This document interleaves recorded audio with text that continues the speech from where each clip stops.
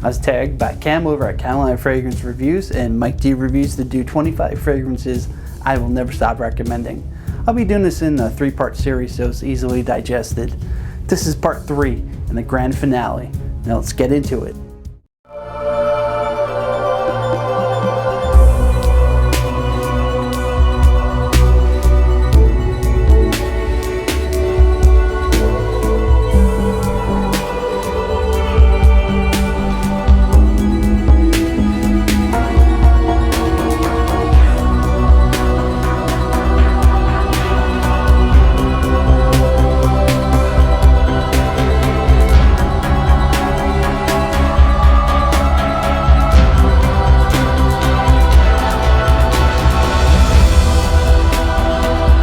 If you're new to the channel, this is where I decant out to your fragrance reviews, lists, and everything else fragrance related.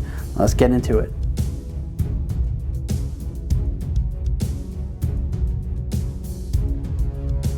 Number 17 on my list is Tower Perfumes L'air du Desert Marocain. This is an absolute masterpiece, and I don't use that term loosely. This is a complex fragrance. It's spicy, warm, aromatic. The beauty and magic of this fragrance is how it envelops a texture-like quality to it. It transports me to another world in the most beautiful way. I can almost feel the sands, the time blowing against my skin.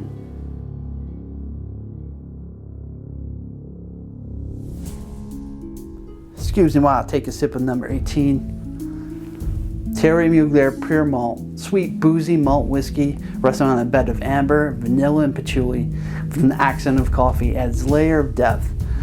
I wouldn't say this is overly boozy like you're smelling straight up scotch. This is rich and comforting.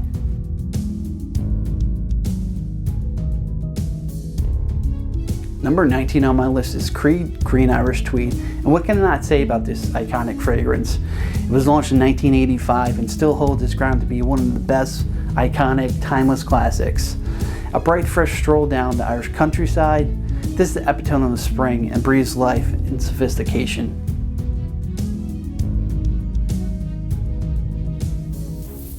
Number 20 on my list is Parfums de Marly Galloway. This is one of the best performed citrus aromatic fragrances on my skin, and it really took me by surprise when I first wore this.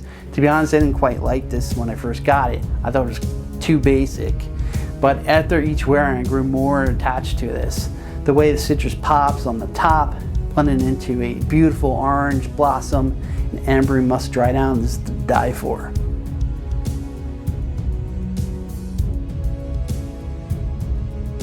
Number 21 on my list, it's time to get teabagged.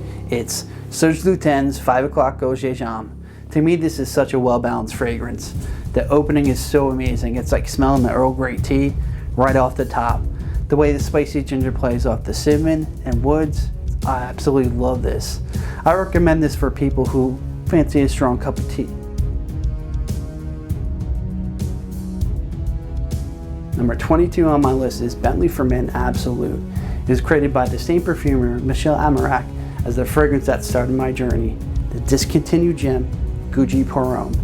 Yes, when I do smell this, I'm immediately reminded of it, but it's not exactly the same. What it does well is captures the dry cedar and resinous incense rather well. I recommend this for being the best alternative to the Holy Grail Gucci Pour Homme.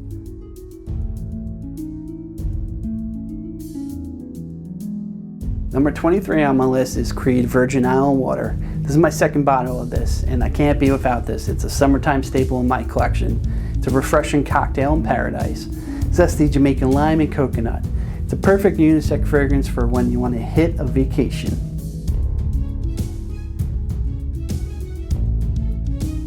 Number 24 on my list is Lush Cardamom Coffee. You're greeted with a warm cup of coffee, then it transitions to a spicy resinous, realistic cardamom and rose oil. This isn't a La Nuit de L'Homme cardamom here. It's a cardamom essential oil at its finest. This reminds me of one of my favorite Afghan desserts called Fernie. It's an Afghan custard made with cardamom and rose water.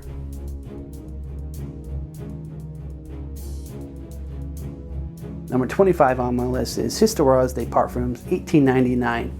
Yes, this has similarities to Spice Bomb, but not exactly the same.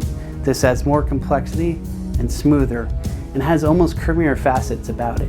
It's It's not as in your face as Spice Bomb. To me, the opening with the juniper, bergamot, and a hint of pepper, just so damn good. I recommend this for people who like Spice Bomb but want something smoother. I'm not going to tag any specific channel. I'm just going to leave this open to anyone who wants to take this challenge. Thank you for watching The Fragrance Shark, and I will see you next time.